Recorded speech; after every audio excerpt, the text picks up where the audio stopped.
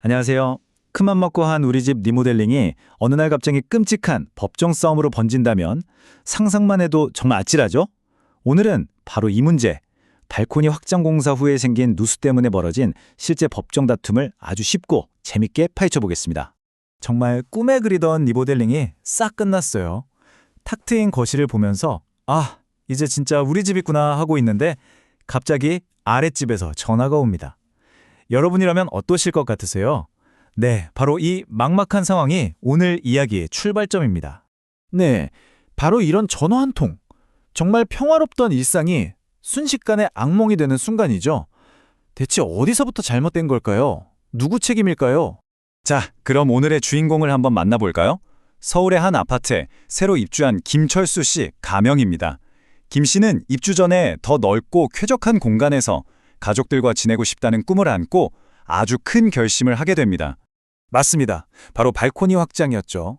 낡은 샤시는 최신 이중창으로 바꾸고 바닥엔 따끈따끈하게 난방까지 깔았습니다. 김 씨는 이야, 이제 모델하우스 부럽지 않다. 이렇게 생각하면서 정말 만족스러워했죠. 그런데 말이죠. 이 행복이 오래가질 못했습니다. 입주하고 첫 장마가 시작되자마자 바로 그 전화가 걸려온 거예요. 아랫집 거실 천장이 글쎄 물바다가 됐다는 겁니다.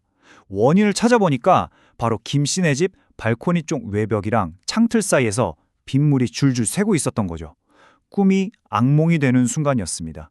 자, 이제부터 상황이 아주 복잡해집니다. 김 씨와 아파트를 지은 건설사 사이에 서로 네 탓이다 하면서 책임을 떠넘기는 아주 치열한 핑퐁 게임이 시작된 겁니다. 양쪽 주장이 정말 팽팽했어요. 김 씨는 아니 이건 아파트 외벽, 그러니까 모두가 같이 쓰는 공용 부분에 원래부터 문제가 있었던 거다. 이렇게 주장을 했고요. 반대로 건설사는 무슨 소리냐, 당신이 소유한 전유 부분을 무리하게 공사해서 생긴 문제 아니냐 라면서 한치의 양보도 없었죠. 정말 어려운 문제죠. 여러분이 판사라면 누구의 주장이 더 그럴듯하게 들리시나요? 이 끝이 보이지 않던 싸움은 결국 법정으로 가게 됩니다. 과연 법원은 누구의 손을 들어줬을까요? 결국 이 사건, 법원까지 갔습니다. 전문가들이 정밀 진단을 하고 법리 검토를 거친 끝에 법원은 아주 명확하면서도 굉장히 흥미로운 판결을 내놓게 됩니다. 법원의 판단은 이거였습니다. 핵심 원인은 김 씨가 공사한 창호의 실리콘 마감이 아니라는 거죠. 바로 아파트 외벽의 균열, 다시 말해서 건물 뼈대 자체에 문제가 있었다고 본 겁니다. 그래서 법원은 아파트를 지은 시공사에게 책임이 있다. 이렇게 판결을 내렸습니다. 그럼 김 씨가 이긴 거네요? 네, 맞아요. 그런데 여기서 진짜 중요한 반전이 하나 있습니다. 법원이 시공사 책임을 100% 전부 인정한 건 아니었다는 점이에요. 네, 바로 이 숫자입니다. 법원은 보통 이런 사건에서 시공사의 책임을 70에서 80% 정도로 제한을 합니다. 아니, 이왕 책임이 있다고 했으면 100%다 해줘야지 왜 깎아주는 걸까요? 이 판결 뒤에 숨어있는 법의 논리가 정말 재밌습니다. 자, 이제부터 이 판결의 핵심 논리를 한번 파헤쳐 보겠습니다. 법원이 왜 이렇게 섬세한 결정을 내렸는지 두 가지 중요한 법적 원칙을 알면 이해가 확 되실 겁니다. 첫 번째는 바로 하자 담보 책임이라는 건데요. 말이 좀 어렵죠? 아주 쉽게 말하면 건물을 지었으면 제대로 책임져라 하는 강력한 의무라고 보시면 돼요. 특히 외벽 균열처럼 안전이랑 관련된 중대한 문제는 입주민이 인테리어를 했든 안 했든 상관없이 일단은 건물을 지은 시공사가 책임지는 게 원칙이라는 거죠. 여기서 진짜 중요한 게 바로 인과관계라는 건데요. 시공사가 책임을 피하려면 이걸 증명해야 했어요. 김 씨의 공사 때문에 외벽에 금이 갔다. 이걸 과학적으로 딱 보여줘야 했던 거죠. 근데 단순히 창문 바꿨다고 콘크리트 외벽이 쩍 갈라졌다고 보긴 어렵잖아요. 법원은 둘 사이에 직접적인 연관성이 없다고 본 겁니다.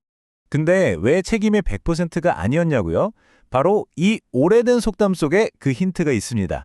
법원은 이 오랜 지혜를 법에 아주 절묘하게 적용합니다. 이게 바로 법의 공평의 원칙이라는 겁니다. 아무리 튼튼한 건물이라도 세월이 흐르면 자연스럽게 낡잖아요. 그쵸? 법원은 이렇게 시간이 지나면서 자연스럽게 낡은 것까지 100%다 시공사 탓으로 돌리는 건 오히려 불공평하다고 보는 거예요. 그래서 건물이 지어진 지 얼마나 됐는지 이런 것들을 다 고려해서 책임을 한 70, 80% 수준으로 공평하게 조정해 주는 거죠. 자, 그럼 제일 중요한 시간입니다. 이 모든 복잡한 이야기가 결국 우리에게 알려주는 건 뭘까요? 이제부터는 이런 일이 생겼을 때 여러분의 소중한 집을 지킬 수 있는 아주 현실적인 행동 요령을 알려드릴게요. 만약에 우리 집에 이런 문제가 생겼다. 절대 당황하지 마시고 이 4가지를 꼭 기억하세요. 첫째, 무조건 증거 확보. 말이 필요 없습니다.